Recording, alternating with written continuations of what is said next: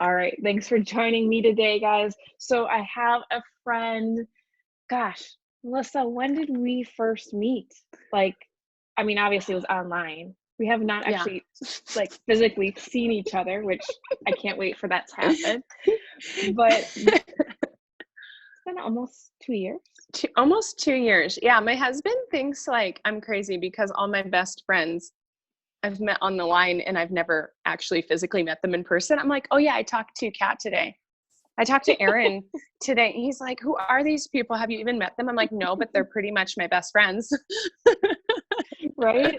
I know my husband has the same thing. He's like, who are these people? I get to meet them at some point, right? Are they just fake people? Yes, I just make up all these people. Yep. All you need to know, honey, is that I'm not sending them money to help their sick grandmother in the hospital, but I am sending them money to help me with our life. Right? So I have Melissa joining me to talk about routines, and we both come from a very unique background, and we want to specifically talk about routines, but also talk about it from a parenting perspective. And so I'm going to let Melissa introduce herself before we get into the juice of the conversation. Yes, thank you so much, Kat. I'm excited to be here. So, my name is Melissa Reynolds, and I live in Butte, Montana, Fairmont, Montana, Anaconda. I claim all of those because our address is Anaconda, my phone number is Opportunity. I live in Silver County, so I literally live in like 3 towns. But I am a photographer of women, and I'm a mom of 5, a wife to a lovely man, and I live in the country with chickens and dogs and cats and horses and all that crazy stuff. And my oldest child is 5, and I run a business, my photography business. So that's pretty much my life right now, is juggling all the things and dropping them and picking them back up. Right? It's that what's on the plate today, right? Mm-hmm. And how can I balance and keep everything on that plate? And Yeah. sometimes we're working on expanding that plate, right? So we can even take on more. Um, Sometimes. sometimes. So I Yes. want to focus in on routines because you and I went down a personal development journey program together, and routines were part of it, right? and Yes. and with Rise with Ease, I'm all about routines. Like, I used to be a believer, like, no routines the better. Like, let me have a flexibility, let me be adventurous, let's just go with the flow. But yet there's still this me of being a planner, right? Like, having everything down to a T, almost by minute, to Yeah. control my life, right? But I never Yeah. really had a routine for me.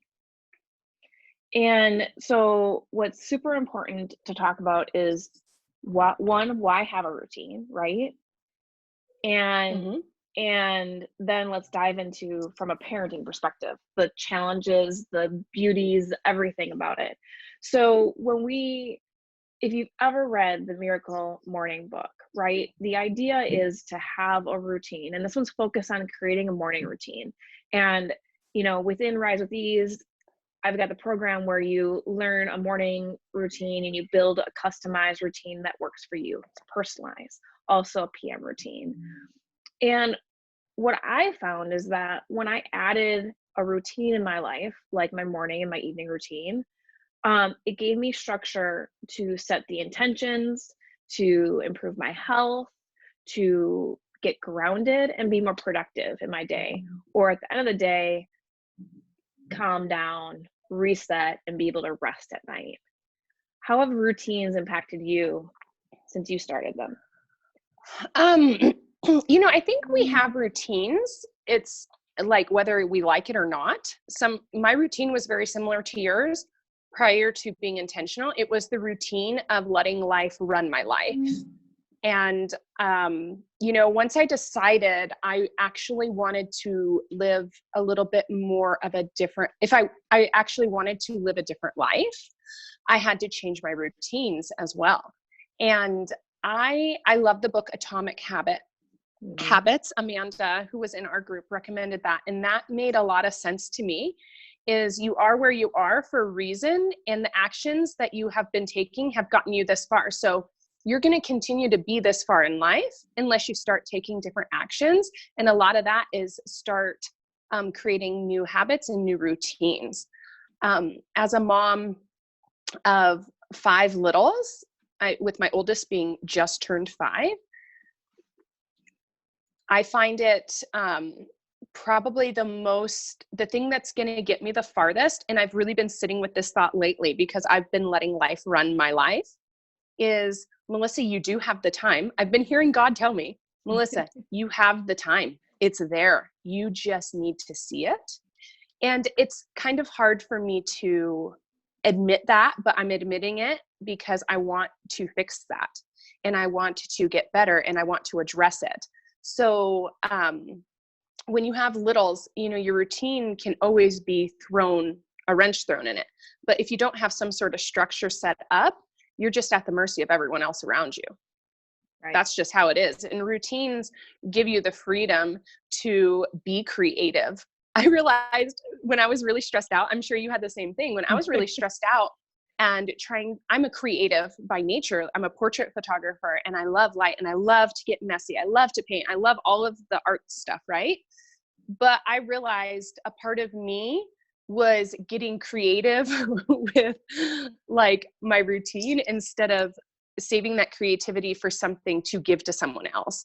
I was using all of my energy like, oh, let's run here. Oh, let's run here. Like letting life attack me in a way instead of taking control of that aspect of my life so I could really be creative with my craft instead. So routine has helped me be creative in the places that I actually want to be creative. I can 100% relate with that. Like I been focusing on meditation a lot. I mean, it's always been part of my routine, but I've taken it up to another level. And now that I'm at this level and consistently doing it since the beginning of the year, I've noticed that my creativity has blossomed. Like I have a new level and ideas come to me a lot quicker, and I'm able to then take action on them. Yeah. Whether it's, creating a new program, or it's, in my marketing business and doing something for a client, or giving, like I had a huge download for a friend who is a real estate agent, and being able to just like provide him some great, amazing creative ideas for his business, right? Yeah. And it starts with you taking control of yours. And I know before we hopped on, you said you had a lot of people who talk about, I have little kids, I don't have a routine, I can't have a routine. And I'm here to say with love, that's bullshit. Because if I could do it, and I'm the most disorganized person, or I was, you can do it. Because my whole life, my mom has said, if you could just focus and get organized on some things and stay focused, you could get a lot done. And, it's my mom. So I'm like, yeah, Mom, you know nothing about this. I'm a creative. Like, this is just how I work. But that's the starving artist mentality in my industry. That's what people talk about. And actually, that's the mindset that I really want to change, because I'm not a starving artist. I want to blossom and give to my clients. I want to give to my family. I want to give to myself. And when you come from a place of abundance, you have to have the boundaries around your routine so that you can give to others around you. You cannot give what you do not have. And with littles, if there's some moms out there listening who have little kids, you have to start small. When we first started routines in our program, if you want, I can share what I did that was really hard. Yes, please share your journey. Okay. And I remember bawling about this because it was so humbling, because I would be the person to go and do the hardest thing possible, the strictest, everything, right? When I had my 4th child, it came down to, I needed to exercise in the morning. I needed to journal and pray in the morning, because those were things that were important to me. That's what I wrote down that I wanted to do. I wanted to give myself some time before the kids woke up. I was failing at it. And I was like, why can't I do this? I was setting my alarm for 4:30 because my kids wake up at 5:30 or 6. And I had to have a come to Jesus Heather talk. And she's like, Melissa, you need, sorry about that. Are you still Sorry. there? Yeah. Set your timer for 5 freaking minutes before your kids wake up. And it was a shower. That was on my list, a shower. And she's like, pick one of those things. And I was like, okay, I'm picking a shower. And it was so hard for me to take the small bites and humble myself enough to just address the fact that this is what my capacity could allow at that time. Right. And so I started with 5 minutes before the kids woke up to clean myself. And boy, oh boy, did that make a difference. And after a few weeks of just doing that, I wasn't allowed to add anything until I had that down for 2 weeks. So then I started adding, I tried to do 5 minutes of exercise. I can only do 2 minutes of exercise because my kids were driving me bonkers during it. And so I said, okay, 2 minutes. And that also, it was almost harder for me to do the minimum and let myself do the minimum because I was so used to killing myself trying to do it all. Because you're And that was a mindset. Yeah, Yeah. I'm a go-getter. So, but I've realized by taking the small bites and implementing small routine changes, it's been more sustainable. Does it look the same every morning? No, it does not. Sometimes it does happen before the kids wake up. Sometimes it happens while the kids are awake and I just have to deal with it because it's important to me. And I can't complain about it if I'm not taking action about it. Right. And I think that's to touch on a few things you said. It's like starting off small, right? Like we are all like, let's do a quick fix. Let's go big or go home, right? Like if you're a go-getter, those are the two things. Like you want it to be done now and you want to go like, let's make a big impact because we want to see the difference happen and you want the results. And slow and steady wins the race, right? Like slow it down, take bite-sized pieces. And it's not about what time you get up, right? Mm-hmm. Yeah. It's about what will feel good to your body and your soul. What are you craving, right? And for you, like getting the shower, like I remember going back and forth on Voxer with you during that process, right? Like, yeah. what? Like, I just get to take a shower? Really? Like, yes, that's what you get to do, right? Like, that's a blessing because now you're clean, you're ready to go. You might not have another opportunity to take the 5-minute shower later in the day. Yeah. Or it could be for like sure. 7 p.m., right?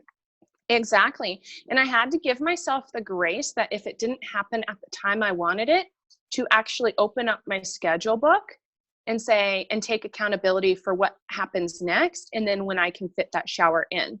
Something that I did learn is time blocking. So if you are running over on doing the dishes, you stop and you go to the next task that actually has a time slot for that.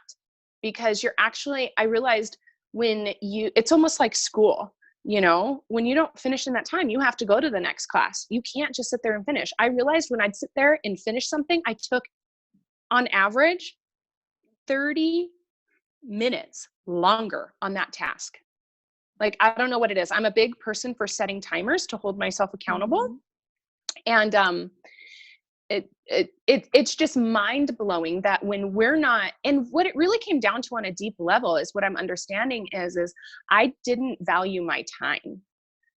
I didn't honor my time. I didn't value it. So therefore I would show up to meetings late. I would blame my children for making us late. I wasn't taking accountability to the time that I so desired to give myself. And I wasn't honoring it. And so basically I was treating myself like trash by not holding myself accountable. Because when you hold yourself accountable and then let yourself figure it out, something happens to your confidence level and it just rises. And then you're more present with your kids. You're able to set down the phone. You're able to not check out as much. Right. And I think the big thing too is like, you're saying that you're late all the time and like not accountable for your time, like how does that show up to others, right? Like you not only are you somewhat failing, right? Air quotes for those who are just getting Hmm. the audio, but like you're also being perceived as someone who you are not, right? Like you Yes. have a different way about going through things now that you value your time, your self-confidence has boosted, you show up differently to your children and your business and everyone around you. Yeah, I agree. And it's really started with, I had to, for me personally, I've been in business for 12 years and I've pulled this whole crap on myself for 12 years.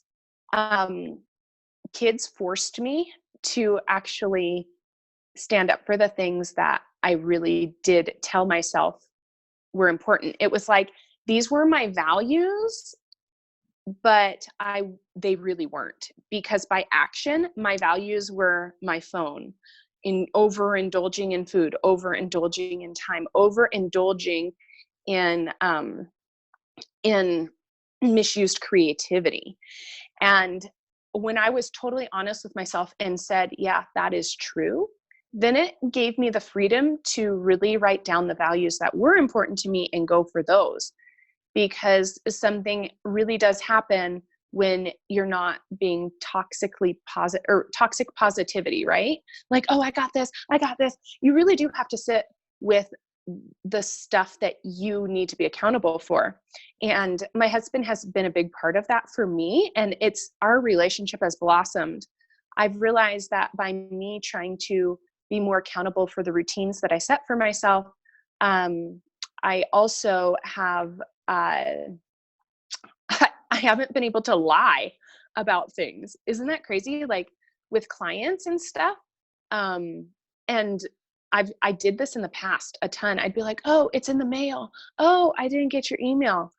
And now I'm like, you know what? Shit got crazy and it wasn't a priority. And I'm so sorry for that. And people just want the truth. People don't care if their photos are late. They just want the truth. And then they want you to step up and get them their stuff when you say that you're going to get it to them.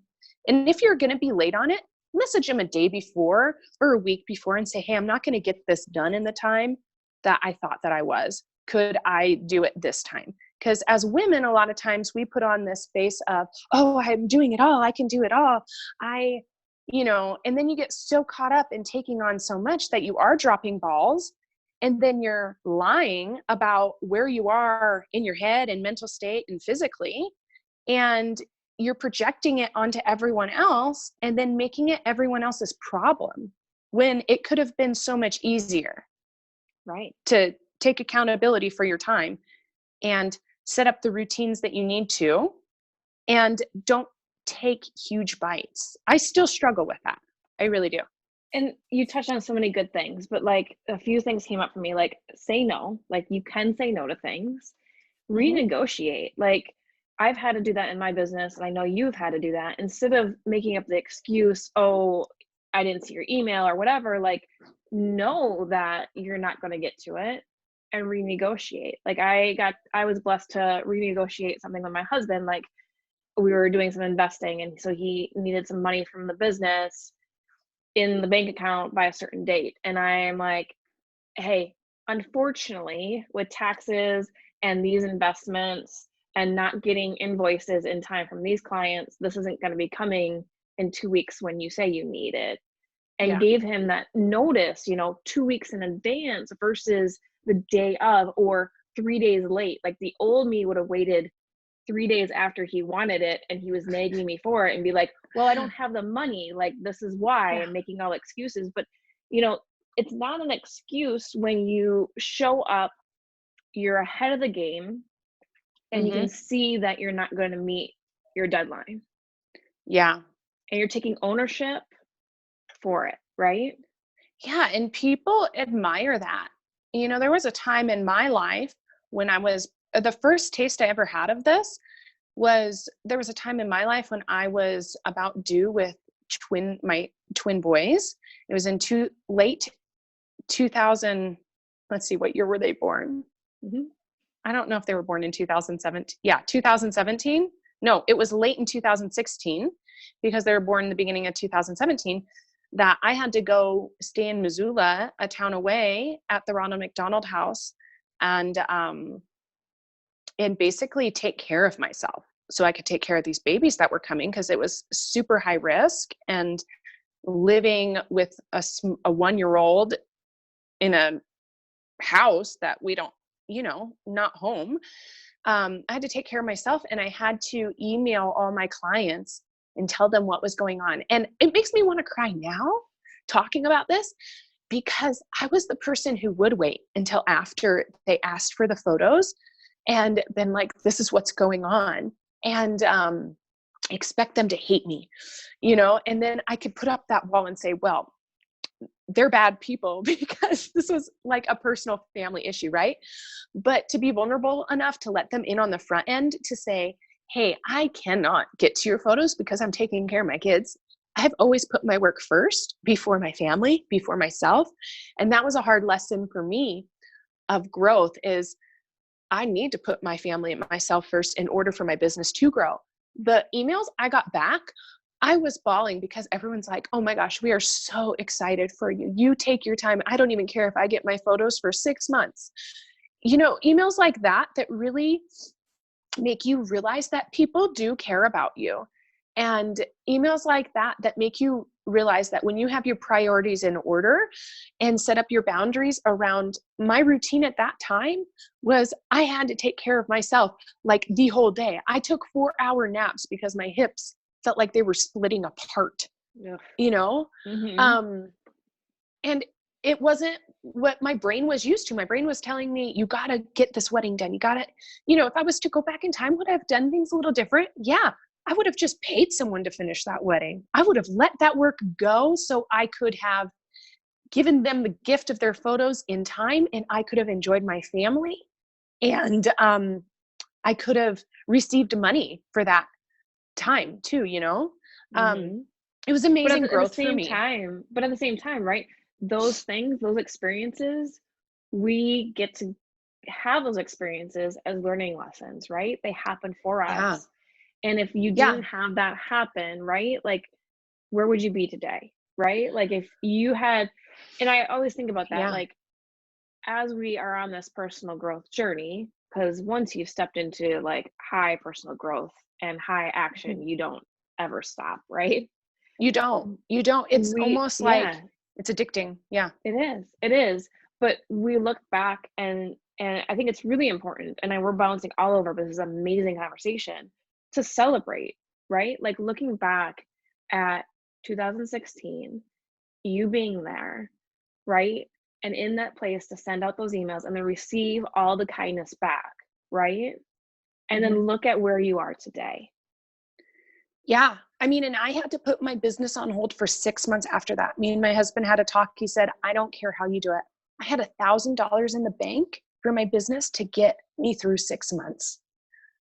And miracles happened all around me because I was in an alignment with what I needed and wanted in my life. And I had a routine to focus on that. Mhm. And it was not mentally easy, but it was so freeing for me to free myself from the expectations I had of myself at that time. And my business did not stop. My business did not fail. In those 6 months, I didn't even touch an email in 6 months, maybe like a couple, but that was it. I mean, it was amazing how, my routine had changed so drastically. And I attribute that year going so smooth with the twins because I took the time to honor that season in my life. And it wasn't giving up my dreams. I was still working towards them. It was like a little seedling in the ground Mhm. because I set up a sleep routine. I paid a coach money, more money than I was comfortable with, to help me with sleep because I knew if I could have my sleep, I could show up as a better mom. I could show up better for myself. I was 2017, I was the fittest I've ever been. Like I had a six pack. And I had 3 kids under the age of 2. I mean, it was amazing what I accomplished by putting my priorities in line and honoring it. And, I had a sleep routine, and I set up my twins to have a sleep routine when everyone else around me was saying, this isn't going to work. Like, you can't do that. They just need to be held to be rocked to sleep. And I was like, okay, like, and everything in my mind was saying, okay, you have to trust yourself in this process to change what you've done in the past to get to new ground. And sleep train the twins. And it wasn't like just let them cry. The lady I learned from was like, trust your instincts, like set an intention. Like, it was very much routine. Like, what do you expect of yourself in this time? Like, it was like, put them to bed. And I was like, and I'd set, that was my first time of setting timers. I'd set a timer for 5 minutes, and I was like, okay, I'm going to let them cry for 5 minutes. And oh my God, it felt like an hour. An hour. And so I go down, and after 5 minutes, and I just encouraged them to have a routine. And I saw confidence in them once they had a routine. And it also reflected back on me because I was confident in what I was doing. And I mean, I just talked to like 3 moms this week, and I was like, okay, this is what you got to do. I should have a side business of sleep coaching. Right. But the confidence that you have by having a routine. I mean, my kids now, when they are tired, they grab their blanket and they say, I'm going to bed. Like, that is what routine gives you. It gives you confidence.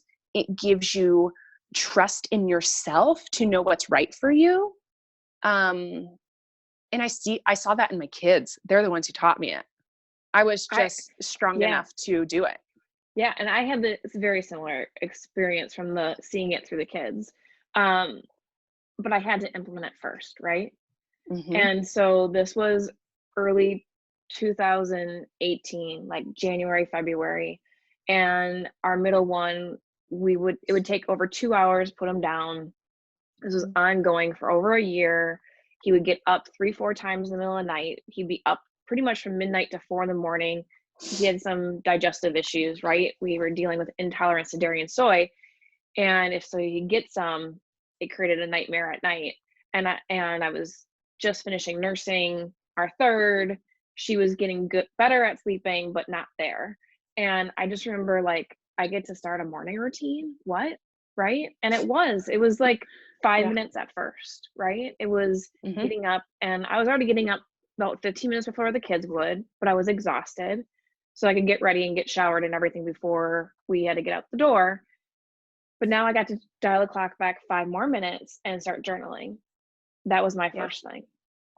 But when I started showing up differently for myself, having that time in the morning, and for me, it was the evening routine was the hardest and the most needed. I feel like you have to start there almost. Because I was just so worn out from the corporate world by the end of the day. Like, the evening routine was the hardest to figure out what I needed, how much time, how, when, how to fit it in. Like, but that was the game changer. When I started showing up differently at bedtime, then we started seeing the magic happen with the kids, where it wasn't 2 hours to put the kids down. It was now an hour, and it was months of us still fighting at bedtime with an hour routine. But now, looking at it, right, we're in 2 years since, and the kids, I mean, we all go to bed together. That's kind of our thing in our house. We, my husband and I, we all just go to bed at the same time. 8 p.m., we're all in bed. So don't call after 8. Don't ring my doorbell. Awesome. But we're kind of similar. We're all out by 5 minutes of laying down. Yeah. Because we have a routine. The lights get dimmed at like 6:45 if we're home. Some nights we're still running around at 7 o'clock at night. So we got to condense everything. But we dim the lights at 6:45. The kids know that they get to get their pajamas on. They can get their last little cup of water, and we all cuddle on the couch. Sometimes I'll scoot away and do a meditation myself for a few minutes, and we watch a show together on the couch. That's how we end our day. Yeah. And 7:45, we all go back. Time. Yeah, and we all go back for bed. Read The boys love reading stories. I sit down with them, I read a story to them. Usually one of them's out before lights out. Sometimes Yeah. I'm out before lights out and I end up staying in their bed. But like if I didn't take the time for myself, we wouldn't be where we're at today with a kid's schedule. And it's because I'm leading by example. And so Yeah. those routines are huge because the kids are seeing every behavior you're doing.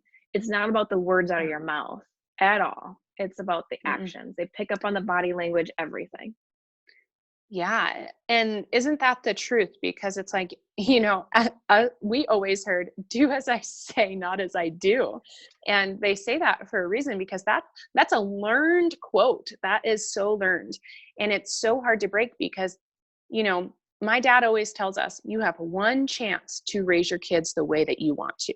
You have one chance, in the sense of when they are 18 and grown adults, you have to be at peace with what you did in their life. And that doesn't mean um, being upset about every little thing that you did wrong. It's about stepping up to the plate when maybe you handled something that you in a way that you didn't want to, or maybe you weren't able to show up for them in a way you didn't want to. Um, and really addressing that and taking accountability for your actions. And like you said, with the routine stuff at night, your kids are so watching you. And by me having my boundaries set and my routines and expectations around bedtime and what it meant, the kids had such an easy thing to follow. They knew what's coming next. And kids love that because then they take accountability to getting their toothbrush. They take accountability for picking out a book.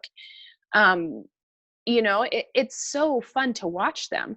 But if I didn't take action for me first, they wouldn't have been able to have a good example of what it meant. And it had to be repeated, rinse, wash, repeat, like over and over and over again.